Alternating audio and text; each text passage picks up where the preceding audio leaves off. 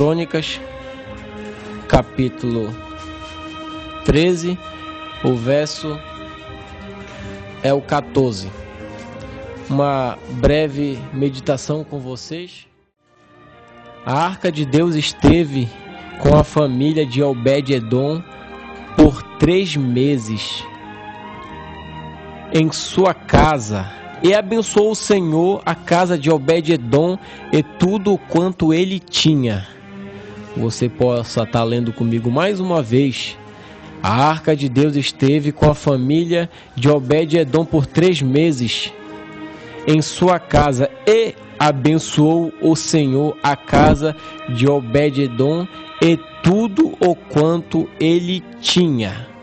Que Deus possa estar acrescentando a sua bênção nesta palavra. Bem, amados, vocês conhecem muito mais do que eu sobre a arca. A arca, a palavra arca significava a presença de Deus. A arca era o símbolo aonde ela carregava o maná, a vara que reverdeceu, a vara de Arão que reverdeceu no deserto, e as tábuas da lei. Esses três, podemos dizer, esses 3 objetos que ficavam dentro da Arca da Aliança, era uma das manifestações de Deus, o seu poder no povo israelita. O maná quando estiveram fome, a vara de Arão quando todos ficaram contra Arão e contra Moisés. Aí Deus deu essa prova que Deus era com Arão, que era com Moisés, a vara reverdeceu. E todas as outras varas dos outros sacerdotes ficaram secas, e só a de Arão ficou verde e deu fruto. E isso está dentro da Arca da Aliança. E as tábuas da lei que Deus deu para Moisés, ali no monte, como vocês já conhecem a história. Mas nós lemos a escritura em 1 Crônicas, capítulo 13, e o verso 14, que a Arca de Deus esteve com a família de Obed-Edom por 3 meses, e a sua casa, e abençoou o Senhor a casa de Obed-Edom e tudo quanto ele tinha. Você possa estar imaginando, ampliando a sua mente tudo quanto ele tinha. Ele podia ter amigos, Deus abençoou.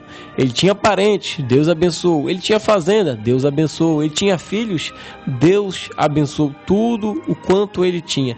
Tudo que estava em volta de Obed-Edom, desse personagem desconhecido da Bíblia que provavelmente muitas pessoas não conhecem, Deus abençoou Obed-Edom e a sua casa. Mas eu quero lhes falar acerca desta arca, dessa presença. Eu quero falar nesta manhã da presença de Deus. Muitas pessoas já perderam a presença de Deus. Muitas pessoas que estão frias e não estão sabendo que a presença de Deus já foi faz tempo, por falta de cuidado, por falta de zelo, dessa arca, que o povo israelita perdeu a presença de Deus. A arca era a presença de Deus. Se aonde a arca estava, Deus estava. E aonde a arca não está, Deus não está. Ou melhor, aonde a presença de Deus não está, certamente o poder de Deus não se manifesta. Mas se a presença de Deus estiver em qualquer local, na sua casa, no seu trabalho, se você estiver buscando a presença dele, o milagre certamente tem que acontecer. Isso é escriturístico. Então a Arca de Deus esteve na casa de Obed-Edom, como nós lemos. Você vai ver que o povo israelita perdeu a arca, mas aonde, irmão William, que eles perderam a arca? Foi quando Eli, o sacerdote Eli, e os seus filhos Ofni e Finéias começaram a se desviar do caminho de Deus, começaram a perder essa presença de Deus. Você vai ver que era sacerdote, não era qualquer pessoa. O sacerdote tinha que ter o dever de receber as conversações do povo, as lamúrias do povo e levar a Deus. Você vai perceber que o ofício do sacerdote era um pouco diferente do ofício do profeta. O profeta recebia de Deus e entregava ao povo, e o sacerdote recebia do povo e entregava a Deus. Então, o sacerdote Eli se desviou, começou a perder a presença, e Deus vai levantar um rapaz que morava com ele, chamado Samuel. E Samuel, Deus queria, a mãe de Samuel, como o pastor Elianai pregou no domingo ali no tabernáculo, a mãe de Samuel queria um filho, Deus queria um profeta. A mãe de Samuel queria um garoto, Deus queria um sacerdote. A mãe de Samuel queria uma companhia de ter um filho do lado dele, Deus queria um rei. A tríplice coroa do ministério, só 2 pessoas teve esses três ministérios: Jesus e Samuel. Jesus foi profeta, sacerdote e rei. E Samuel foi profeta, sacerdote e rei. Então, como vimos dizendo, Eli perdeu a presença. Ofni e Finéias negaram, começaram a fazer coisas que não devia fazer no templo do Senhor, no tabernáculo do Senhor. Começaram a aprontar aquelas coisas que não devem ser feitas. Você que é jovem, você tem que ter reverência pelo santuário de Deus. Aonde você congrega, independente da religião da igreja, você tem que ter reverência, porque ali o nome de Deus é pregado, o nome de Deus é falado. E Ofni e Finéias tiveram a razão, o prazer de deturpar a presença de Deus, de tirar a presença de Deus, de levar, os filisteus levaram a presença de Deus embora, levaram a arca da aliança embora.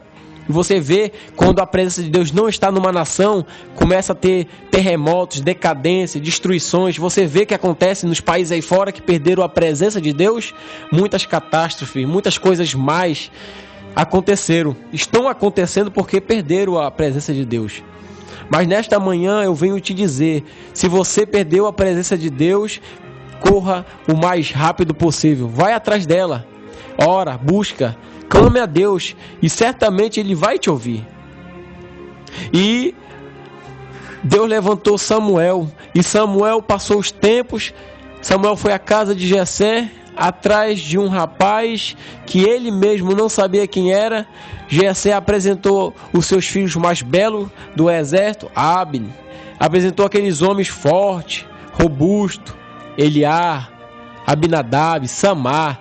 Os 3 faziam parte da linha de frente do exército de Saul. E quando Samuel viu eles, certamente está na minha presença o rei de Israel. E Deus falou para ele assim: Samuel, Samuel, não é como o homem vê, Samuel, mas sim como eu vejo, Samuel. É como Deus vê, irmão.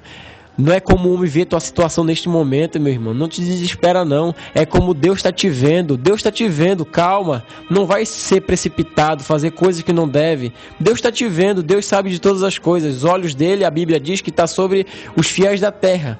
E Deus vai procurar os fiéis da terra. Eu creio que você está posicionado e Deus está te vendo, e nada vai acontecer com a sua família, com a sua vida, porque Deus está te vendo e você está posicionado. Então Samuel esperou o comando de Deus, e ele pergunta para Jessé: Jessé, será que não tem mais um filho aí? Jessé olha e fala: tem um menor. Rapaz, você vê que as pessoas que era de Deus mal era conhecida. O rapaz tinha nome, o nome dele era Davi, mas falaram para Samuel: tem um menor. Você está se sentindo menor, mas Deus te escolheu. Você está se sentindo pequeno, foi assim que Deus te viu e Ele te achou. E Deus fala em Salmos: achei a Davi, o meu servo, a quem ungi com óleo santo. Que maravilha! Deus já te viu antes da fundação do mundo, meu irmão, que você estaria escutando o programa Fé para Vencer. Deus está te vendo, calma, tenha paciência em Deus, espera, Ele está te vendo, como viu Davi lá no campo, onde Davi exclamava no Salmo 23, o Senhor é meu pastor e nada me faltará. Não tem esse E, tira esse E da sua vida. E nada, não é nada me faltará. Você tem que ter a confiança que nada vai te faltar. Confia nesse Deus. Receba esse Deus no seu batismo. Receba o nome dele. Você pode verificar na Bíblia, Mateus 28, 19. Abrimos aqui um parênteses da pregação sobre a presença. Mateus 28, 19. Você vai estar lendo ali, que ali foi...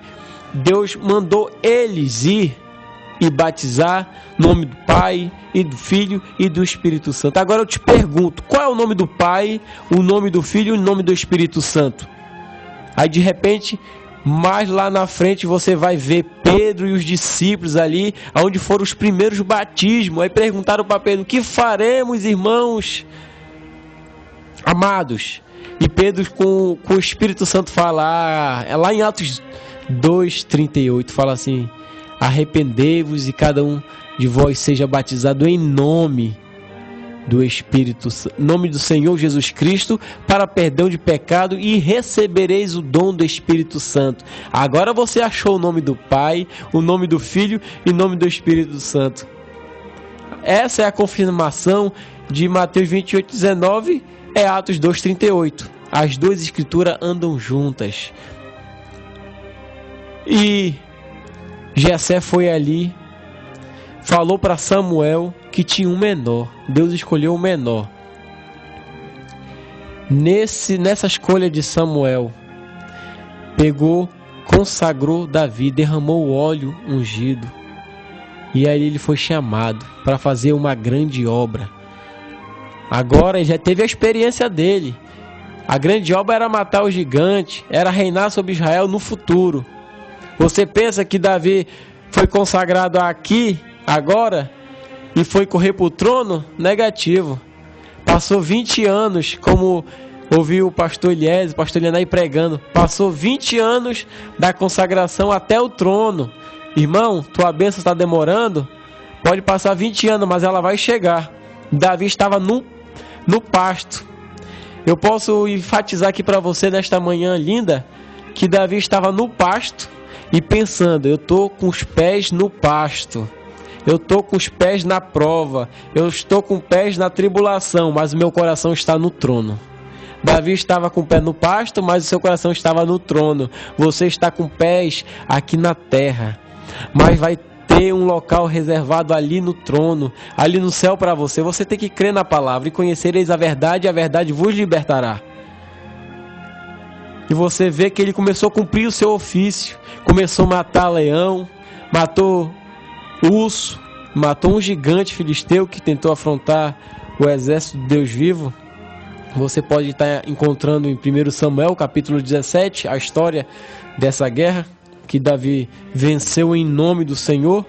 Ele foi no nome do Senhor. Muitas pessoas estão indo no seu nome, no nome da igreja, no nome do pastor, no nome das pessoas da política. Não, você tem que ir no nome do Senhor Jesus Cristo para vencer essa batalha. E ele começou a cumprir o seu ministério. Aí uma das primeiras coisas que Davi identificou foi o quê? Que a presença de Deus não estava em Israel, que a Arca da Aliança foi tomada. Porque rapidamente, como servo de Deus, ele foi fazer o quê? Foi buscar a presença de Deus. Ele soube que os filisteus tinham levado na época de Eli, na época de Samuel, na época de Ofni de Finéias.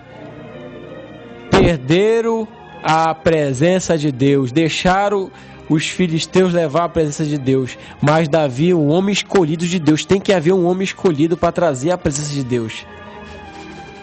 E ele foi atrás. Mas em dado momento da busca pela presença, de dado momento da carreira de ir buscar a presença, houve um intempério no meio. Sempre quando você está trabalhando para Deus, vai haver um intempério, vai ter tribulação, mas confia que Deus está no comando. E um dos servos de Davi, preste bem atenção, é aqui que eu quero firmar isso. Um servo de Davi chamado Uzá. Ele tentou tocar na arca, ou tocou na Arca da Aliança, tocou na presença de Deus. Sabe o que aconteceu, meu amado ouvinte? Literalmente ele morreu na mesma da hora. Deus não aceita que homem nenhum toque na sua presença.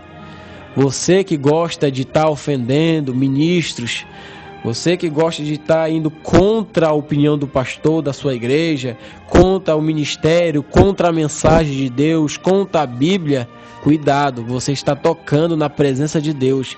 Isso pode trazer uma grande consequência sobre sua vida.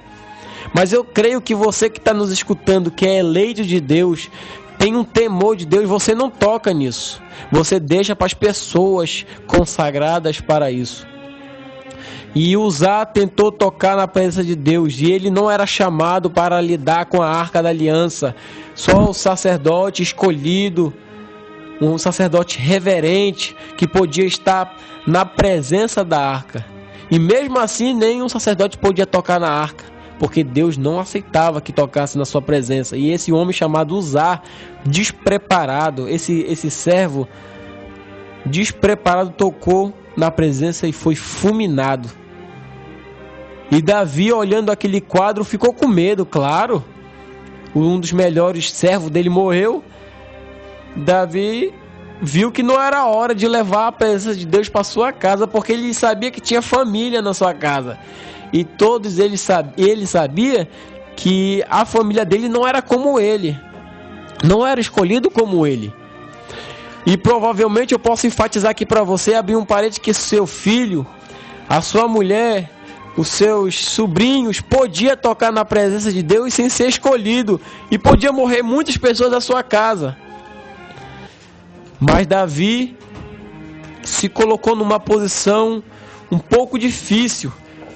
Eu levo ou não levo a presença para casa? Eu deixo aqui ou levo? Ele tomou a decisão de deixar a presença de Deus lá em Pérez Uzá. Naquele lugar chamado de Pérez Uzá, a presença de Deus ficou. Mas você vê na escritura que lemos, e a arca de Deus esteve com a família de Obed-edom por 3 meses. Não foi 3 dias, foi 3 meses. Dependendo de Obed-edom, a arca ficava para sempre na sua casa. Mas infelizmente ficou só 3 meses, mas foi o suficiente para Deus fazer isso aqui, ó. E abençoou o Senhor a casa de Obed-edom e tudo quanto ele tinha. Você vê que Davi não quis levar a arca, mas eu creio que um rapaz anônimo, ninguém conhecia ele, levantou a mãozinha lá no final da fila, falou: rei Davi, se tu não quer levar a arca da aliança, se ninguém quer levar, deixa eu levar para minha casa. Eu posso levar a presença de Deus. Já faz tempo que lá em casa não nasce nada, na minha fazenda não, as plantações não nascem, os gados, podemos enfatizar aqui para você entender, os gados não estão dando cria, as ovelhas não estão dando cria, as plantações não crescem, eu planto, morre, a semente não germina. Davi, por favor, deixa eu levar para casa, rei Davi. Rapaz, rei Davi deixou a arca na casa de Obed-edom. E você vai ver que a arca numa casa que não tem a presença vai multiplicar tudo aquilo que aquela casa precisa. Se aquilo ali estava frio, a arca, a presença de Deus vai esquentar. Se aquilo ali estava morno, você não pode ser morno, você não pode ser frio. Oxalá que seja frio ou quente, como diz Apocalipse. Porque se você for morno, Deus vomita da sua boca. Mas eu creio que você crê na presença de Deus. Eu creio que você está escutando essa palavra e você vai ser esquentado pela presença de Deus. Você vai ter o conforto da palavra de Deus. E Obed-edom falou: Davi, eu vou levar, Davi. Ninguém quer, eu quero. E você vai ver, vamos enfatizar aqui mais um pouquinho. Se a mulher de Obed-edom fosse estéril, o que aconteceu? Teve filhos. Se Obed-edom não vendia nada na fazenda dele, não crescia nada, o que aconteceu? Começou a multiplicar a sua fazenda. E os vizinhos? Como eu disse no começo da pregação, Deus abençoou tudo quanto ele tinha. Se ele tinha amigos, abençoou os seus amigos. Se ele tinha vizinhos, Deus abençoou os vizinhos. Todo mundo que chegava perto de Obed-edom foi abençoado. Foi tudo quanto Obed-edom tinha. O que ele possuía, Deus abençoou. Que nesta manhã você possa estar escutando esta palavra, que tudo quanto você tem, se você crer, Deus vai abençoar nesta manhã. Vitória, porque você se espelhou em Obed-Edom e está chamando a presença de Deus para você. Que Deus possa te abençoar nesta manhã, meu amado ouvinte, com essa pequena palavra e humilde palavra desse pequeno servo. Deus possa te abençoar. Vão tentar te fazer parar, mas eu te sustento de pé. Vão tentar te derrubar, a minha mão estendida para ti irá ficar. Vão tentar te afogar, eu desço no mar, e em meio às ondas submergindo eu lhe tiro. No meio da tua casa vão ter que ver que foi o general que escolheu você. E parado desse jeito tu não vai ficar, pois o leão da tribo de Judá desceu para te abençoar. Só depende de você para receber. Olha o segredo